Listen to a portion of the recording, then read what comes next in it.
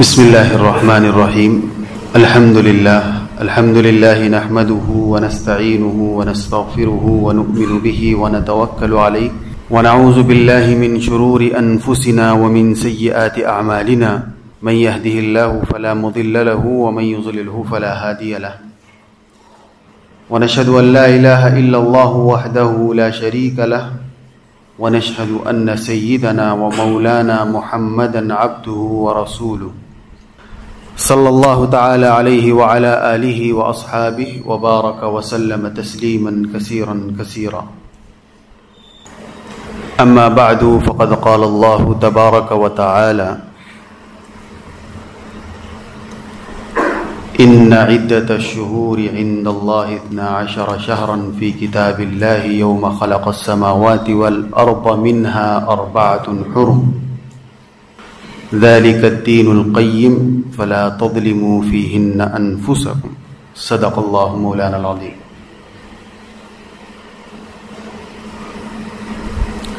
قال النبي صلى الله عليه وسلم: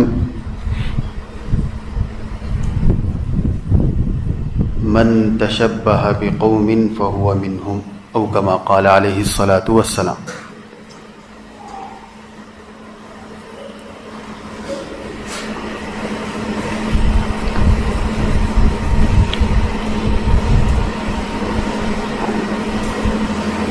ہمارا دین جو حضرت محمد الرسول اللہ صلی اللہ علیہ وسلم کے ذریعے سے ہم تک پہنچا ہے، اس کو اس دنیا میں آ کر تقریباً 1450 سال گزر چکے ہیں.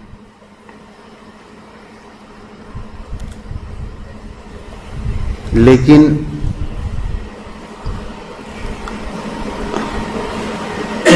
اس لمبی مدت کے باوجود بھی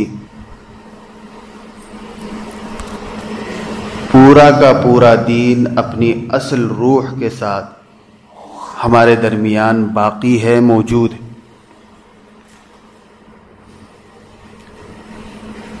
اور اس کے بقا اور وجود کی بنیادی وجہ حضور نبی کریم صلی اللہ علیہ وسلم کے خاتمیت نبوت، یعنی اب کوئی نیا نبی آنے والا نہیں ہے. اس لیے اللہ تعالیٰ نے اس آخری نبی کے ذریعے سے بھیجے جانے والے پیغام کی حفاظت کی ذمہ داری خود لی، تاکہ بندوں پر حجت قائم ہو جائے کہ ہم جس راستے کی رہنمائی کرنا چاہتے تھے وہ راستہ تمہارے سامنے کھلا ہوا تھا، اور اس کی ساری ہدایتیں کتاب مبین کی شکل میں موجود تھی. کیونکہ نبی تو آئے اور ایک مدت کے لیے آئے، جیسے اور نبی چلے گئے، ہمارے اور آپ کے آقا حضرت محمد الرسول اللہ صلی اللہ علیہ وسلم نے بھی اس دنیا کو رخصت فرمایا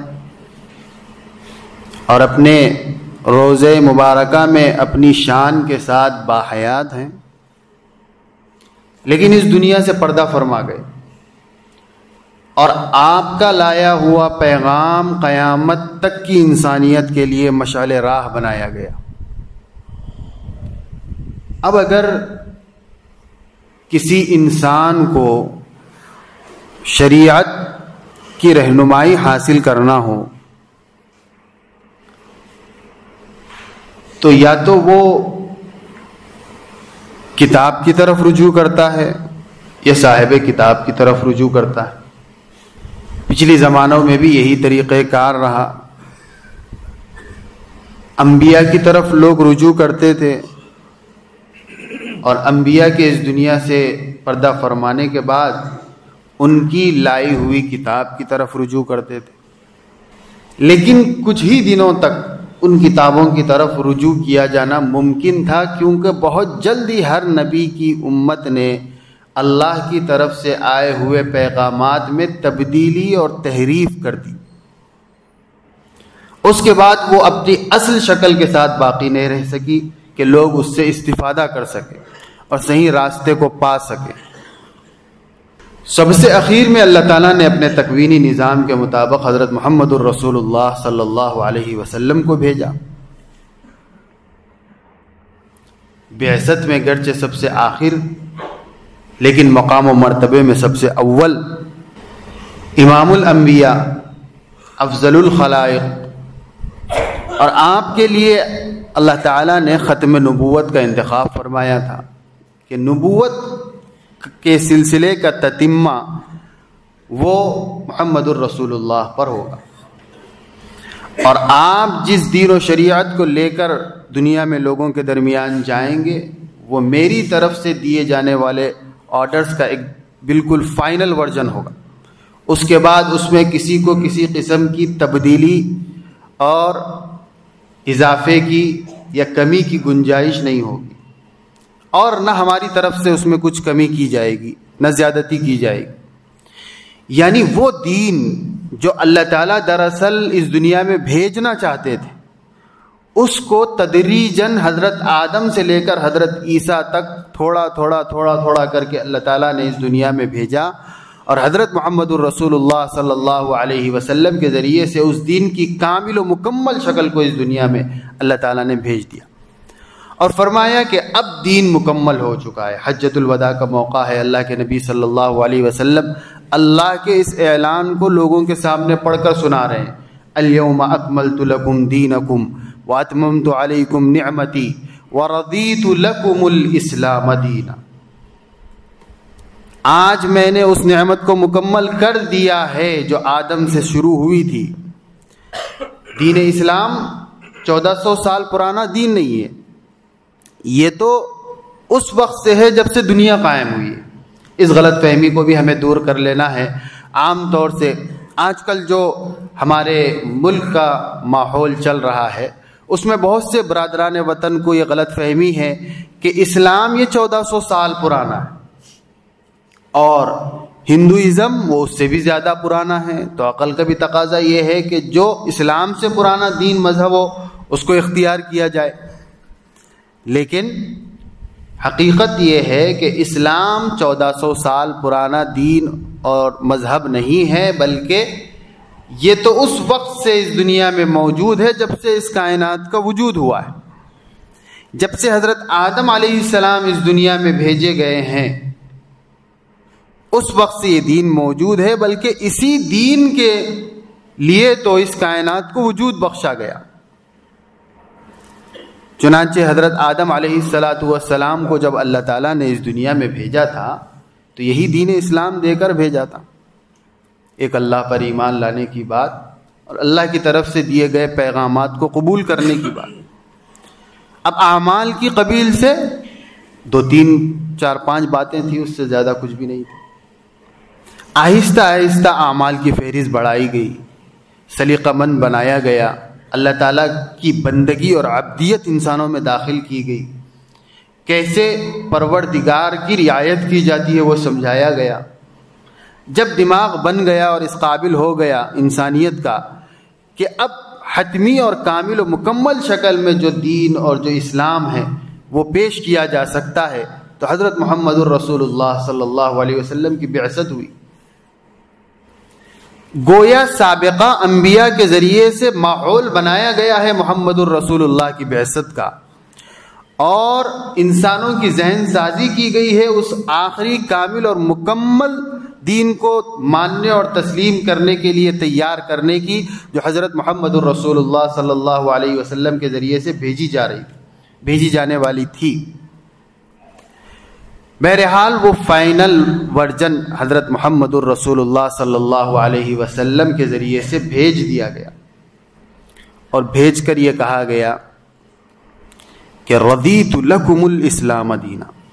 نعمت تو مکمل ہو گئی، جو دین ہم اس کی حقیقی شکل میں بھیجنا چاہتے تھے وہ ہم نے بھیج دیا ہے، اور قرآن مجید کی شکل میں وہ حضرت محمد الرسول اللہ کے سینے پر اتاری گئی، اور آپ نے 1,24,000 کم و بیش سینوں کو اس سے منور کیا، بافیض کیا، اور پھر یہ ذمہ داری دی، الا فلیبلغ الشاہد الغائب، اس شریعت کو اس کے ما لہو و ما علیہ کے ساتھ، اس کے ہر حکم کے ساتھ پوری کامل اور مکمل شریعت کو دنیا کے کونے کونے تک پہنچانا تمہاری ذمہ داری۔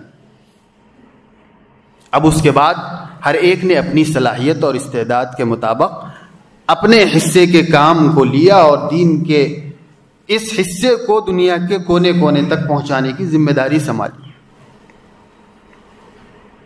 اور یہی سلسلہ اس وقت سے لے کر آج تک جاری ہے اور یہی قیامت تک جاری بھی رہے گا۔ اللہ تعالیٰ نے اس پیغام کو بھیج کر بندوں سے جو مطالبہ کیا ہے وہ مطالبہ اس کی اطاعت کا ہے۔ حفاظت کی ذمہ داری اللہ نے لے لی، کیونکہ یہ آخری نبی تھے، آپ کے بعد کوئی نبی آنے والے نہیں تھے، تو اس امت کے علماء کو جو اس دین کی مکمل تفصیلات سے اپنے آپ کو واقف کر کے پھر اس کی نشر و اشاعت کے لیے وقف کرتے ہیں، ان کو نبی کا وارث بنایا خصوصیت کے ساتھ، اور امت کے ہر فرد کو نبی کا وارث بنایا گیا عمومیت کے ساتھ، اللہ کے نبی کے پیغام کو آگے زمانے تک پہنچانے کا۔ اب امت کے ہر فرد کی یہ ذمہ داری بنا دی گئی کہ تم نے جتنا دین سیکھا ہے اتنا دین تم اپنے اگلوں تک پہنچاؤ۔ فَلْيُبَلِّغِ الشَّاهِدُ الْغَائِبَ کا مخاطب ہر امتی، جسے یہ کہا جا رہا ہے کہ تم نے جتنا دین سیکھا ہے اس دین پر نمبر 1 خود عمل کرو، نمبر 2 دوسروں تک اس کو پہنچاؤ۔ اور علماء کو خصوصیت کے ساتھ وراثت نبوت کا مقام دے کر اس دین کو اپنے کامل و مکمل شکل میں محفوظ رکھنے کا پابند کیا گیا۔ اس لیے ہر محاذ پر، ہر موڑ پر، جہاں پر بھی دین میں زیادتی محسوس ہوتی ہے، دخل اندازی محسوس ہوتی ہے، کمی محسوس ہوتی ہے، علماء اکرام بلا خوف کے اور کسی ملامت گر کی ملامت کی پرواہ کیے بغیر دین کی حقانیت کو اور اس کے صحیح موقف کو امت کے سامنے واضح کر کے اپنی ذمہ داری سے سبکدوش ہو جاتے۔ یہ کام اگر علماء کرام نہیں کریں گے تو قیامت کے دن ان کی اللہ کے حضور پکڑ ہوگی کہ نبوت کی وراثت کا جو مقام سونپا گیا تھا اس میں تم نے خیانت کیوں کی۔ اور علی العموم اپنے علم کے مطابق دین کی دعوت کا اور اس کی تبلیغ کی ذمہ داری اگر عامت الناس بھی نہیں کریں گے تو قیامت کے دن ان کی بھی پکڑ ہوگی کہ وراثت نبوت کے طور پر یہ حصہ تمہارے ذمے میں آیا تھا، جتنے اعمال کو تم جانتے تھے، جتنا علم تم رکھتے تھے، اتنا ہی علم اور اتنا ہی عمل کم از کم تم نے اپنے اندر کیوں پیدا نہیں کیا اور آگے تک کیوں نہیں پہنچایا۔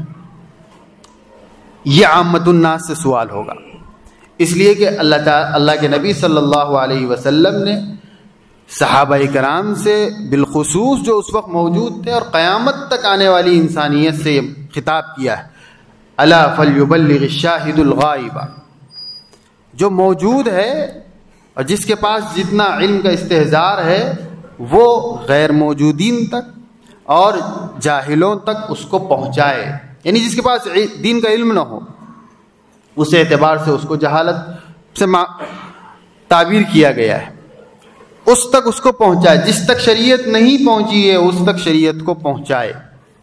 یہ ایک عمومی ذمہ داری دی گئی اور اس ذمہ داری کے تحت اس دنیا کا نظام بہرحال چل رہا ہے۔ کمی کوتاہیاں ہر جگہ ہیں، کمی کوتاہیوں کے ساتھ ہی صحیح، لیکن کام بہرحال چل رہا ہے اور یہ چلتا رہے گا سلسلہ قیامت تک۔ لیکن اصل چیز جس کی طرف میں توجہ دلانا چاہتا ہوں کہ اس پورے نظام اور سسٹم کے ذریعے سے اللہ تعالیٰ چاہتے کیا ہیں؟ اللہ تعالیٰ دراصل انسان کو اپنا بندہ بنانا چاہتے ہیں۔ سارا کام ہو لیکن بندگی ہی نہیں آئے تو پھر ساری محنت بے فیض ہے، بے مقصد ہے۔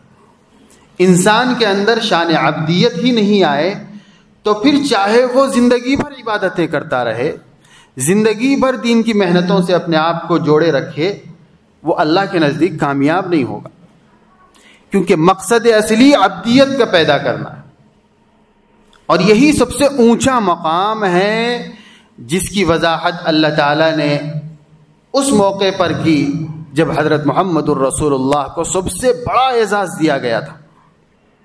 اتنا بڑا اعزاز اللہ کے نبی صلی اللہ علیہ وسلم کو نہیں دیا گیا جتنا بڑا اعزاز معراج کا اللہ کے نبی صلی اللہ علیہ وسلم کو دیا گیا تھا. اور یہ اعزاز کسی اور نبی کو بھی نہیں دیا گیا. یہ صرف محمد الرسول اللہ کی خصوصیت ہے کہ اللہ تعالیٰ نے اتنا قریب کیا ثم دنا فتدلى فكان قاب قوسين او ادنى فاوحى الى عبده ما اوحى. اتنا قریب تو کسی کو اللہ تعالیٰ نے نہیں کیا کائنات، اور نہ قیامت تک کسی کو کرے گا. یہ محمد الرسول اللہ ہی کا مقام تھا، انہی کو دیا جانا تھا، انہی کو دیا گیا ہے. سب سے بڑا اعزاز یعنی اللہ اور حضرت محمد الرسول اللہ کے درمیان چند فاصلوں کے، چند پردوں کے اور کوئی چیز باقی نہیں رہ گئی تھی. اتنا قرب اللہ تعالیٰ نے حضرت نبی کریم صلی اللہ علیہ وسلم کو عطا فرمایا. اس قرب کا اعلان جب بندوں میں کرنا چاہا تو اللہ کے نبی صلی اللہ علیہ وسلم کی سب سے اونچی بلند صفت جو تھی اسی کا اللہ تعالیٰ نے تذکرہ فرمایا. سبحان الذي اسرى بعبده ليلا من المسجد الحرام الى المسجد الاقصى الذي باركنا حوله. پاک ہے وہ ذات جس نے اپنے بندے کو یہ مقدس سفر کرایا ہے.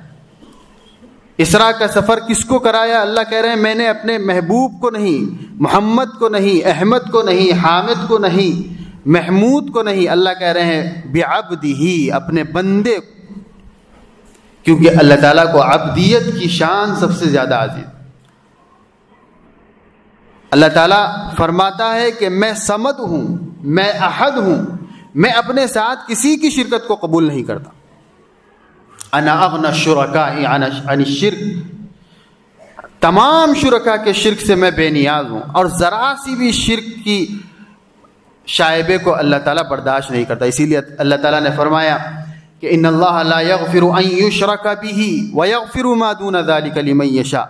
بڑے بڑے کبابیوں، شرابیوں، زانیوں کی بخشش و مغفرت کا امکان ہے قیامت کے دن. اللہ اگر چاہے تو حساب کتاب کے بغیر بھی جنت میں داخلہ دے دے، لیکن اللہ فرما رہا ہے کہ میں مشرک کو معاف نہیں کروں گا. ان اللہ لا یغفر ان یشرک بہ، شرک کے عمل کو اللہ کبھی کبھی کبھی بھی معاف نہیں کرتا.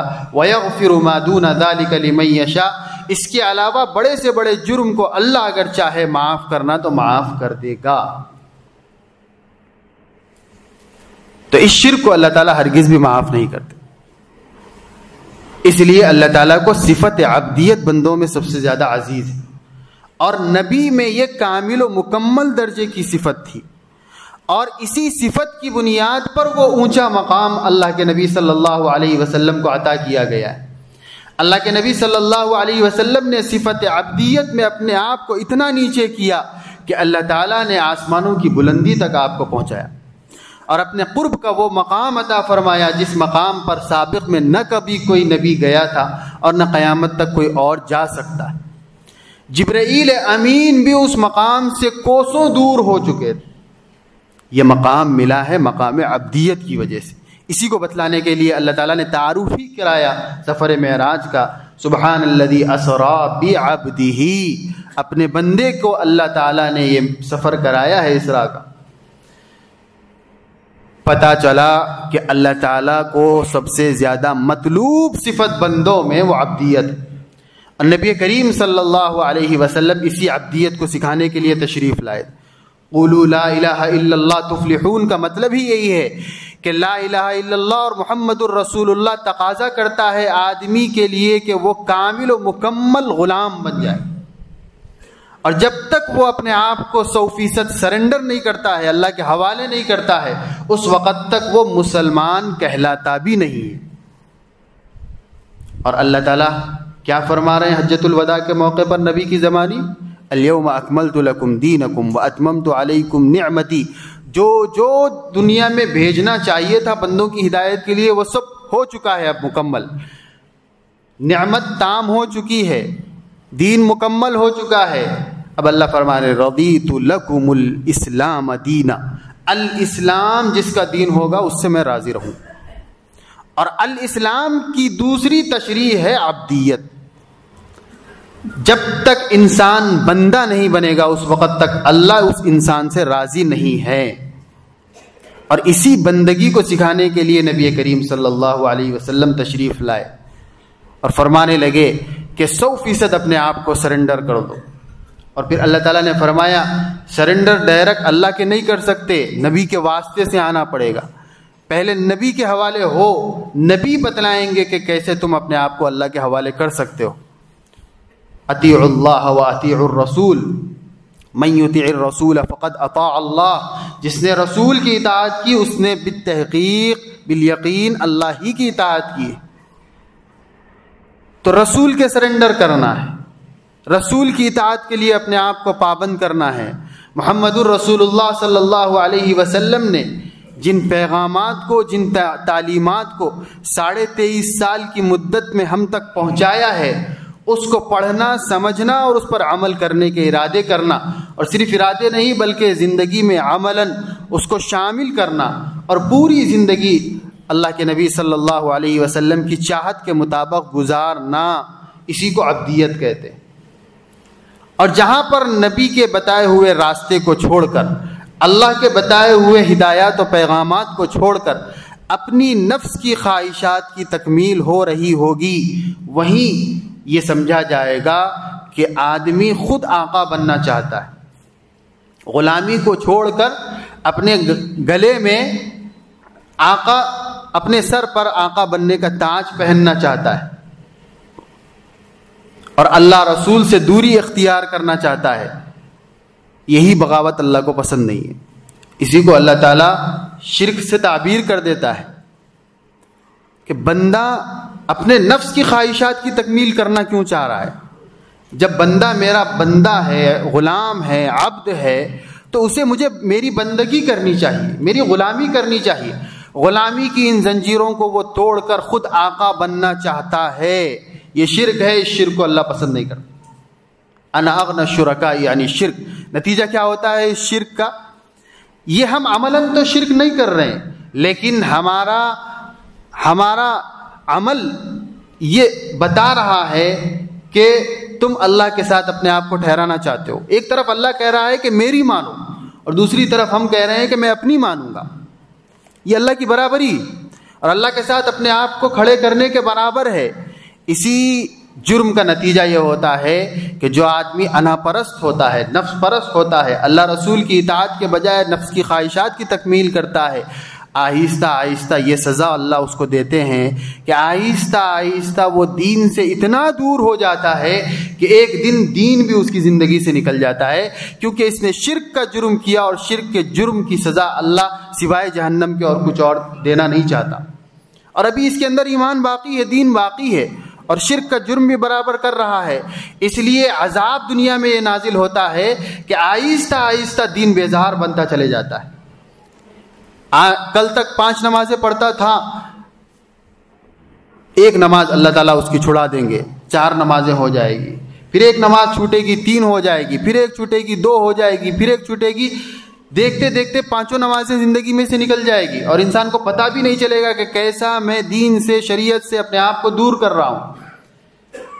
نگاہوں کی حفاظت کرنے والا تھا، لیکن اللہ رسول کی اطاعت کے بجائے، یعنی عبدیت کے مظاہرے کے بجائے نفس کی خواہشات کی تکمیل کیا.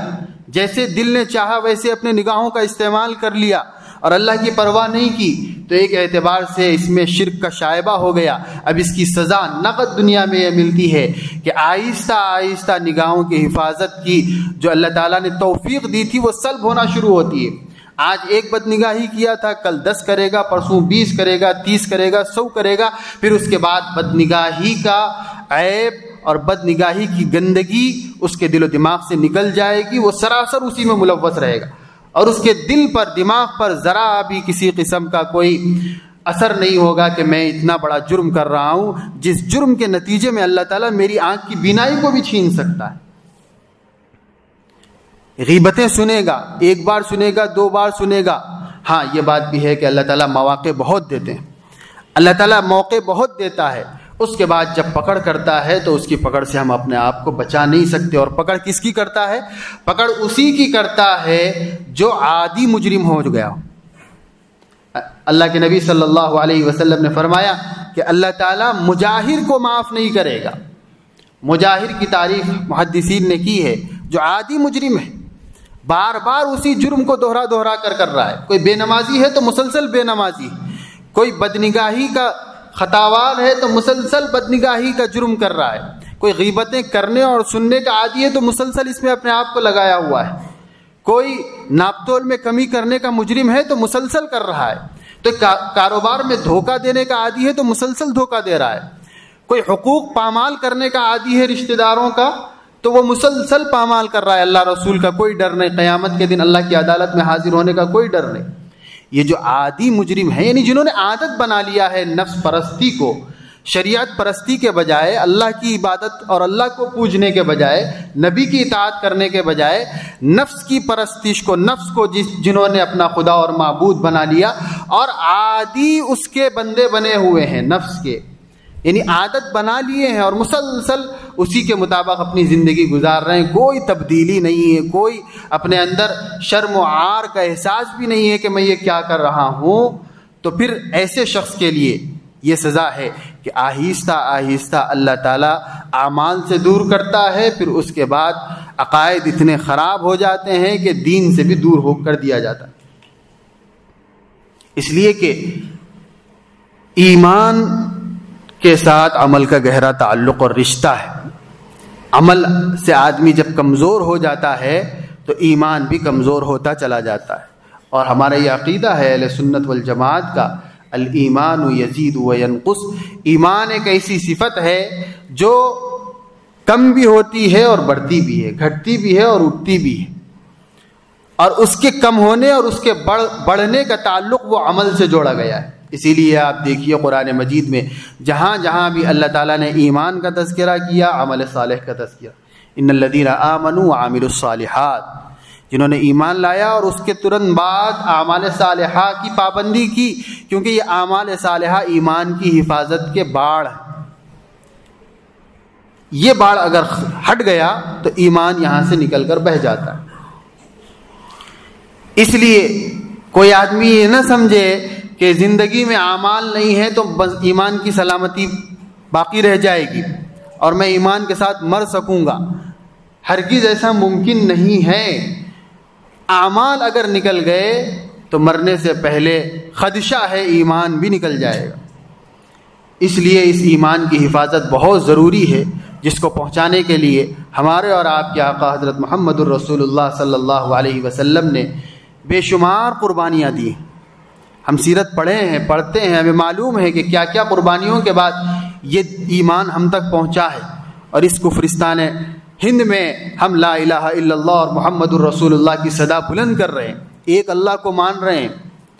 اس کی حفاظت اعمال کے ذریعے سے ممکن ہے, اور وہ بھی 100% ان اعمال پر اپنے آپ کو جما کر جو حضرت محمد الرسول اللہ صلی اللہ علیہ وسلم نے ہم تک پہنچایا ہے.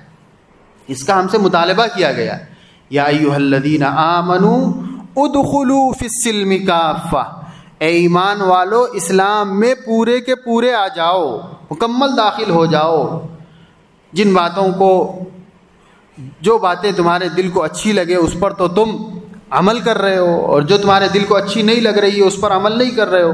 پہلی صف میں بیٹھ کر عبادت کرنے سے مزہ آ رہا ہے, اس لیے 5 وقتی نمازی ہو, اہتمام سے مسجد میں آ رہے ہو, لیکن باہر جا کر کاروبار میں لوگوں کو دھوکہ دیتے ہو, غلط بولتے ہو, جھوٹ بولتے ہو, اس سے بچنے میں تمہارا دل خوش نہیں ہوتا ہے, یا تمہیں نقصان کا خدشہ ہے کہ پیسے کم ہو جائیں گے, جھوٹ نہیں بولیں گے, تو یہ ادھورا اسلام ہے, یہ منافقت ہے. اور اس منافقت کو اللہ تعالیٰ برداشت نہیں کرتا, قبول نہیں کرتا, اور اس منافقت کے ساتھ کیے جانے والے اعمال کی بھی کوئی سند نہیں ہے, اس کا بھی کوئی اعتبار نہیں. یہ تو ایسے ہی ہے کہ ایک طرف زہر کھایا جا رہا ہے اور دوسری طرف اس زہر کو مٹانے کی دوا دی جا رہی ہے. ظاہر سی بات ہے جو دوا دی جا رہی ہے وہ کم ہے, جو زہر کھایا جا رہا ہے وہ زیادہ ہے. تو یہ دوا تو اسی زہر کو مٹانے میں ختم ہو جائے گی, وہاں پر اللہ کے حضور پیش کرنے کے لیے کچھ بھی باقی نہیں رہے گا. وہاں تو ابھی نام اعمال میں ابھی گندگیاں باقی رہے گی جس کا حساب کتاب دینا ہے. جتنے اعمال صالحہ کیے تھے اس کی تو برابری ہو گئی اعمال سیئہ کے ساتھ، وہ مٹا دیے جائیں گے۔ ان الحسنات یذہبن السیئات، نیک اعمال وہ برے اعمال کو مٹا دیتے ہیں۔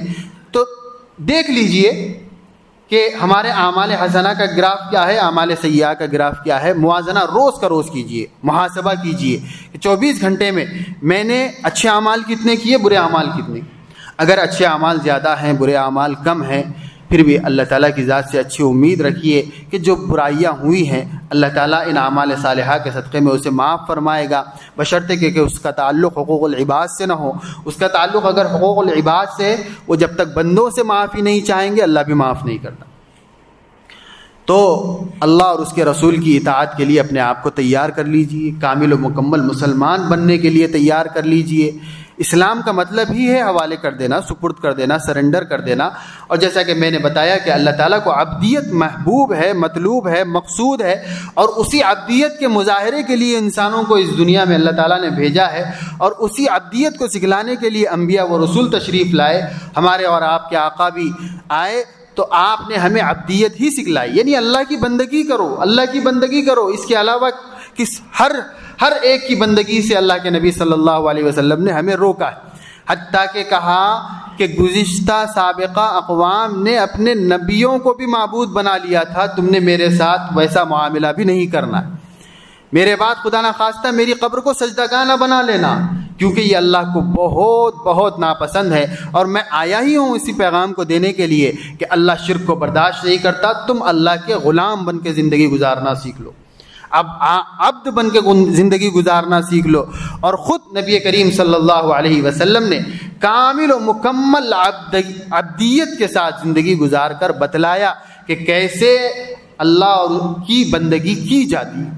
پوری سیرت کا مطالعہ کر لیجئے، اللہ کے نبی کی زندگی کے ہر موڑ سے عبدیت چھلکے، پتہ چلے گا کہ یہ کامل و مکمل بندہ تھا۔ اسی عبدیت کا مطالبہ کیا گیا ہے، اسی کو اسلام کہتے ہیں۔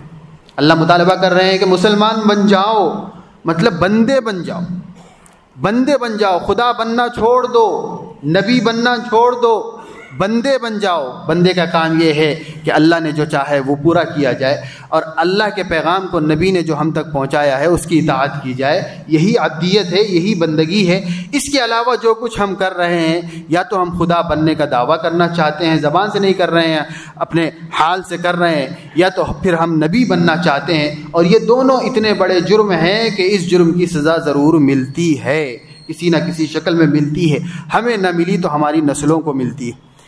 اس لیے اس کا احساس کرتے ہوئے زندگی گزاریے، اس لیے کہ یہ بہت بڑی بات ہے کہ اللہ شرک کو برداشت نہیں کرتا، اور اس باریکی کو سمجھنے کی ضرورت ہے کہ اللہ رسول کی اطاعت کے علاوہ نفس پرستی یہ شرک کے برابر ہے۔ اس باریکی کو سمجھنے کی ضرورت ہے، اور اسی نفس پرستی کی سزا اس شرک کے جرم میں مبتلا ہونے کی وجہ سے ملتے رہتی ہے ہم کو، اور ہم اس کو سمجھ نہیں پاتے۔ اس لیے آج کا یہ پیغام ہے کہ ہم بندے بن جائیں، نفسانی خواہشات کو چھوڑ دیں۔ بہت سے ایسے مواقع ہیں جہاں پر ہم عبدیت کو چھوڑ دیتے ہیں۔ ان میں سے ایک موقع، چونکہ آج جمعے کے بعد دو نکاح ہے، اس لیے میں یہ وضاحت کر دوں کہ ان میں سے ایک موقع نکاح کا ہے، شادی بیاہ کا ہے۔ یہاں پر بھی عبدیت کا دامن انسان چھوڑ دیتا ہے، یعنی بندہ نہیں بننا چاہتا، اللہ رسول کی اطاعت کرتے ہوئے شادی بیاہ کے اس عمل کو پورا نہیں کرنا چاہتا، بلکہ کیا کرتا ہے، اپنی یا اپنوں کی خواہشات کی تکمیل کرنا چاہتا ہے۔ والد کی یہ خواہش تھی اس لیے شریعت کی یہ خلاف ورزی گوارا کر لی گئی، دادی کی یہ خواہش تھی اس لیے شریعت کی فلاں خلاف ورزی گوارا کر لی جا رہی ہے، نانا کی یہ خواہش ہے اس لیے فلاں خلاف ورزی کو گوارا کر لیا جا رہا ہے۔ یعنی ذمہ دار جو ہے وہ کہتا ہے کہ میں تو نہیں چاہ رہا ہوں، فلاں کی خواہش تھی اس لیے میں اس کو برداشت کر لیا، فلاں کی خواہش تھی اس لیے برداشت کر لیا، فلاں کی خواہش تھی اس لیے برداشت کر لیا۔ سبحان اللہ، نانا کی، دادا کی، والد کی، پھپھو کی، خالہ کی، سب کی خواہشوں کی رعایت تو کر لی گئی، اور اگر نہیں کی گئی تو اللہ اور اس کے رسول کے خواہش کی رعایت نہیں کی گئی، جس نے ہمیں پیدا کیا ہے، جس نے ہمیں اس دنیا میں بھیجا ہے، جس نے ہمیں یہ موقع دیا ہے، جوانی دی ہے، صحت دی ہے، اس عمر تک پہنچایا ہے کہ ہم دنیا کے اس نعمت سے بھی استفادہ کر لیں، اور جس نے ہمیں اس کی اجازت دی ہے اور جائز طریقے سے ایک کام کو پورا کرنے کی ترغیب بھی دی ہے، اسی کی خواہش کو پورا کرنے کی کوئی رعایت نہیں ہے، تو یہ تو سراسر ناانصافی ہے، عقل کے بھی خلاف ہے۔ عام طور سے شادی بیاہ کے موقع پر آدمی عبدیت کے دامن کو چھوڑ دیتا ہے اور نفس پرستی پر اتر آتا ہے، اور نفس پرستی پر جب اتر آتا ہے تو یقیناً وہ سب بےہودگیاں نکاح میں اور ولیمے میں ہوتی ہیں، جس کا مشاہدہ ہم صبح و شام کر رہے ہیں اپنے شہر، جس کے نتیجے میں اس کے غلط اثرات آنے والی نسل پر مرتب ہونا اس کا ایک لازمی حصہ ہے، ضروری اثر ہے، وہ ہو کر رہے گا۔ اس لیے شادی بیاہ کے مواقع پر اللہ رسول کی اطاعت کو کامل طریقے سے پکڑے رہنا، تھامے رہنا، یہ ہمارا شیوا ہونا چاہیے۔ لوگوں کی خواہشیں ایک نہیں ہزار ہیں، آپ ہزاروں کی خواہشیں بھی پوری کریں گے تو نام رکھنے والے نام رکھ کر ہی رہیں گے، تبصرے کرنے والے تبصرے کر کر ہی رہیں گے، تجزیے کرنے والے تجزیے کر کر ہی رہیں گے۔ اگر آپ نے لوگوں کی ملامتوں کو چھوڑ کر اللہ اور اس کے رسول کو منانا سیکھ لیا تو اس کے بعد کسی ملامت کی کوئی پرواہ آپ کو باقی نہیں رہ سکتی۔ اس لیے اللہ رسول کو منانا سیکھیے۔ اس کا ایک ہی طریقہ ہے میرے بھائی کہ اپنے آپ کو بندہ بنا لیجئے، اللہ کا بندہ بنا لیجئے، نبی کا سچا امتی بنا لیجئے، مطیع و فرما بردار بنا لیجئے، اپنی توجہات کا سارا فوکس اللہ اور اس کے رسول کی طرف، قرآن و سنت کی طرف کر لیجئے۔ اس کے بعد پوری دنیا آپ کی مخالف ہو جائے گی بھی تو آپ کو غم نہیں ہوگا۔ آج دنیا کو خوش کرنے کی چکر میں آپ 1000 میں سے 100 کو خوش کر سکتے ہیں، بقیہ کو خوش بھی نہیں کر سکتے، لیکن اگر آپ اللہ اور اس کے رسول کو خوش کر لیں گے تو ساری دنیا بھی آپ سے ناراض رہے گی تو آپ کا دل خوش رہے گا، آپ چین کی زندگی گزار رہے ہوں گے، آپ کو اس دنیا میں جنت کا حسن محسوس ہونے لگے گا، اور آپ کہیں گے کہ جب تک اللہ یہ زندگی رکھا میں جیوں گا، اور جب اللہ بلا لے گا تو میں اللہ کے پاس پہنچ جاؤں گا۔ اس تر و تازگی کی زندگی، چین و سکون کی زندگی، راحت والی زندگی آپ کو میسر ہوگی اگر آپ اللہ رسول کی چاہت کو مقدم کر کے دنیا کی چاہت کو مؤخر کر لیں۔ اور ایک موقع تو یہ ہے شادی بیاہ کا، اور دوسرا موقع ابھی آ رہا ہے، سال کا تتمہ ہے، نیا سال شروع ہونے جا رہا ہے۔ کچھ ہوس پرستوں نے نئے سال کے آغاز کے موقع پر مختلف قسم کی تقریبات کو اپنے دین کا حصہ سمجھ لیا ہے، اسی کی نقالی کرتے ہوئے مسلمانوں نے بھی گزشتہ چند دہائیوں میں اس بدترین اور بدنما تہذیب کو اپنے مذہب میں داخل کرنے کی کوشش کی۔ اب زبان سے تو نہیں کہتے ہیں لیکن عملاً کہتے یہی ہیں کہ ہمیں یہ تہذیب اچھی لگ رہی ہے لہذا ہم اس کو اختیار کریں۔ مسلم معاشرہ سال نو کے عنوان سے جو طوفان بدتمیزی گزشتہ چند دہائیوں سے برت رہا ہے وہی کافی ہے اس بات کو تسلیم کرنے کے لیے کہ اللہ تعالیٰ کا عذاب ہم پر نازل ہونا چاہیے، اور اللہ تعالیٰ کی رحمت جو موقوف ہے امت مسلمہ پر، اس کی بہت سی وجوہات میں سے ایک وجہ یہ بھی ہے کہ ہم بڑے پیمانے پر غیروں کی نقالی کو اپنا شیوا بنا چکے۔ محمد الرسول اللہ کی اطاعت میں ہمارا دم نکل رہا ہے اور اغیار کی اطاعت میں روح خوش ہو رہی ہے۔ تو اب اندازہ لگائیے کہ اللہ رسول کی عبدیت کو چھوڑنے کے نتیجے میں ہمارے ایمان کا گراف کہاں تک پہنچ گیا ہے۔ میں یہی بتلانا چاہتا ہوں، آہستہ آہستہ اللہ دور کرتا ہے دین سے، مذہب سے، اور پھر ایک دن ایمان سے ہاتھ دھو بیٹھتے۔ آج نبی کے ایک حکم پر، ایک سنت پر، مثلاً پائجامہ ٹخنے سے اوپر رکھنا ہے، اس پر عمل کرنے میں کتنی گرانی ہو رہی ہے۔ ایک مسلمان کو عار محسوس کر رہا ہے، شرم محسوس کر رہا ہے کہ کیسے میں ٹخنے سے اوپر پائجامہ رکھ کے فلاں کے سامنے جاؤں گا، اور ادھر ننگا ناچ کرنے کے لیے شرم و عار محسوس نہیں ہو رہی ہے۔ یہ وہی عذاب ہے جو اللہ تعالیٰ نے ہم پر نازل فرمایا ہے محمد الرسول اللہ کی اطاعت سے اپنے آپ کو دور کرنے۔ حصے اللہ تعالیٰ مٹا دیتا ہے۔ ثم قست قلوبکم من بعد ذلک فہی کالحجارۃ او اشد قسوہ، قساوت قلبی کا عذاب اترتا ہے، اور یہ ایسا بھیانک اور خطرناک عذاب ہے کہ اس کا احساس نہیں ہوتا دھیرے دھیرے آدمی ایمان سے محروم ہوتا جاتا ہے، احساس سے ایمانی کم کر دیا جاتا ہے۔ اب اس کے بعد اس کے سامنے کتنی بھی طوفان بدتمیزیاں امٹ دی جائے اسے کوئی فرق نہیں پڑتا، اور کتنا بھی کفر و شرک لاب دیا جائے اس کی زندگی پہ لا کے، اسے کچھ ایسا محسوس نہیں ہوتا ہے کہ میں کوئی غلط کام کر رہا ہوں۔ آج امت مسلمہ کا بڑا طبقہ بڑی بے باکی کے ساتھ یہود و نصارہ کی جو مشابہت اس سال کے اختتام کے موقع پر کرتے ہیں، راستوں پہ رقص کرتے ہیں گانے بجانے کے ساتھ اور ڈھول تاشوں کے ساتھ، اور پتہ نہیں بہت سے لوگ نوجوان نسل تو معلوم ہوا کہ اس رات ڈرگز بھی لے رہی ہے، نشہ بھی کر رہی ہے، اور وہ بہت سے کام کر رہے ہیں جن سے اللہ و رسول نے منع کیا تھا، اور جن کاموں کا تصور کر کے بھی ہمارے آبا و اجداد کی روحیں کانپ جاتی تھی کہ میں مسلمان ہو کر یہ بھی کر سکتا ہوں، وہ کام آج ہم کر رہے ہیں بڑی دلیری کے ساتھ۔ یہ نتیجہ ہے، اثر ہے اللہ رسول کی عبدیت سے اپنے آپ کو بے نیاز کرنے کا اور دور کرنے کا۔ اس لیے میرے بھائیوں، نیا سال آنے والا ہے، سال تو آج آئیں گے اور جائیں گے، اور سال گزرنے سے ہماری زندگی کا ایک حصہ کم ہو گیا ہے۔ ہمیں پرانے سال کے اختتام کے موقع پر کرنے کے جو کام ہے وہ کرنا چاہیے۔ نمبر 1، ہمیں محاسبہ کرنا چاہیے کہ ہم نے اس سال کیا کھویا اور کیا پایا۔ حاسبوا قبل ان تحاسبوا، اللہ کے نبی نے فرمایا کہ اصل عدالت میں محاسبہ ہونے سے پہلے روزانہ کی بنیاد پر اپنا حساب کتاب کر لیا کرو، تاکہ کوئی غلط کام تمہیں محسوس ہو تو فوراً اس کی اصلاح کر سکو، کیونکہ ابھی آنکھ ہمیشہ کے لیے بند نہیں ہوئی ہے، تو اصلاح کرنے کا موقع تمہارے پاس ہے، اس لیے ابھی اصلاح کر لو۔ وہاں اصل عدالت میں جب حساب پیش کیا جائے گا وہاں اصلاح کا موقع نہیں ہوگا، اصلاح ابھی کر لو، اللہ کے نبی نے فرمایا۔ اس لیے سال کے اختتام پر محاسبہ کیجئے کہ اس سال میں نے کتنا اپنے آپ کو اللہ اور اس کے رسول سے قریب کیا اور کتنا دور کیا، یہ محاسبہ کیجئے۔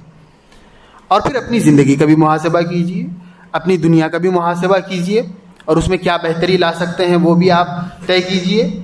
اور نمبر 2، آپ نے جو محاسبے کے بعد کمیاں اپنے اندر محسوس کی، ان کمیوں میں اگر وہ دینی ہیں تو اللہ سے توبہ و استغفار کیجیے کہ اللہ زندگی کا 1 سال اور گزر گیا، میں موت کے قریب ہو چکا ہوں، قبر کے قریب اور 1 سال قریب ہو چکا ہوں، پروردگار عالم اس سال میں یہ کمیاں رہی ہیں آپ معاف فرما دی، اور جتنے حقوق العباد کی کمی رہی ہے فوراً لوگوں کو تلاش کر کے ان حقوق کی ادائیگی کی فکر کر لو، اس لیے کہ یہ حقوق مرنے کے بعد ادا نہیں کیے جا سکتے، اور جب ادا نہیں کیے جا سکتے لیکن اللہ کے عدالت میں عدل ہونا ہے تو اللہ تعالیٰ فرمائے گا کہ جو نیکیاں کیے تھے اس کے ذریعے سے ادا کرو، تو وہ جو نیکیاں تھوڑے بہت کیے ہیں وہ بھی غارت ہو جائیں گے اگر حقوق العباد ہمارے نام اعمال میں باقی رہ گئے۔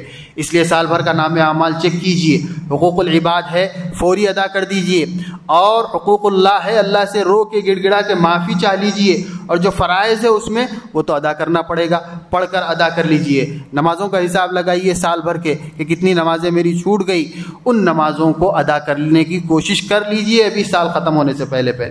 روزوں کا حساب لگائیے، روزے ادا کر لیجئے، اور زکوٰۃ کا حساب لگائیے، زکوٰۃ ادا کر لیجئے۔ یہ کرنے کے کام ہے کیونکہ زندگی ختم کے قریب ہو گئی ہے، 1 سال اور کم ہو گیا ہے، تو قبر کی تیاری ہمیں بڑھا دینی چاہیے، اللہ کا سامنا کرنے کی تیاری ہمیں بڑھا دینی چاہیے، اور اپنوں کے فکر کی تیاری بڑھا دینی چاہیے۔ اپنے نسل کو ایمان پر بچانے کے لیے کیا کیا کام اس سال کرنا چاہیے تھا نہیں کر سکا، اس کا محاسبہ کیجئے، اور جو نہیں کر سکے پھر آگے کے لیے عزائم کیجئے، دوسرا کام کرنے کا آئندہ سال کا پلان تیار کیجئے کہ دینی حوالوں سے مجھے کیا کیا کرنا ہے، دنیاوی اعتبارات سے کیا کیا کرنا ہے، بچوں کے مستقبل کے لیے کیا کیا کرنا ہے، ان کے دین و ایمان کے تحفظ کے لیے کیا کرنا ہے، ان کی دنیا بنانے کے لیے کیا کرنا، وہ سب ہماری ذمہ داریاں ہیں، وہ سب پلان کیجئے اور ابھی سے اس کے مطابق چلنا شروع کر دیجئے تو اگلا سال بہتر ہو سکتا ہے۔ اللہ تعالیٰ اپنے فضل و کرم سے توفیق عمل نصیب فرمائے۔ جو کوتاہیاں ہم سے سال بھر ہوتی رہی ہے، اللہ تعالیٰ ان کوتاہیوں کو معاف فرمائے، اگلی زندگی بہتر کرنے کے عزائم کے ساتھ نیا سال شروع کرنے کی توفیق عطا فرمائے۔ اگرچہ کہ یہ ہمارا اسلامی نیا سال بھی نہیں ہے، یہ بات بھی ہمیں ماننا چاہیے کہ ہمیں ہجری تقویم سے بھی اپنے آپ کو واقف رکھنا چاہیے کہ ہماری ہجری تقویم اسلامک کیلنڈر تو وہ محرم سے شروع ہوتا ہے، وہیں پر ہمیں یہ سب عزائم کرنا چاہیے، لیکن یہ بھی بہرحال ایک دنیا کا متفق علیہ کیلنڈر ہے۔ اس اعتبار سے بھی اگر ہم کوئی اپنا شیڈیول بنانا چاہتے ہیں، نظام بنانا چاہتے ہیں تو گنجائش ہے، شرعاً کوئی ممانعت تو نہیں ہے، اس لیے چاہے یہاں سے بناؤ چاہے محرم سے بناؤ، بہرحال ہر سال اپنا اگلی زندگی کا اگلے سال کا نظام بنا لینا چاہیے اور پرانے سال سے اللہ تعالیٰ سے توبہ و استغفار ہونا چاہیے۔ اللہ تعالیٰ اپنے فضل و کرم سے ہماری زندگیوں میں صحت میں خوب برکت عطا فرمائے، اور یہ جو صحت و سلامتی اللہ تعالیٰ نے ہمیں عطا فرمائی ہے، اس کو صحیح معنوں میں اللہ کی اور اس کے نبی کی اطاعت اور عبادت میں لگانے کی توفیق عطا فرمائے۔ جو کوتاہیاں اس سلسلے میں ہو رہی ہیں اللہ تعالیٰ اسے معاف فرمائے، اور اللہ تعالیٰ اپنے فضل و کرم سے ہم سب کو دین کا صحیح فہم عطا فرمائے اور اسی کے مطابق زندگی گزارنے کی توفیق عطا فرمائے۔ وآخر دعوانا ان الحمد للہ رب العالمین۔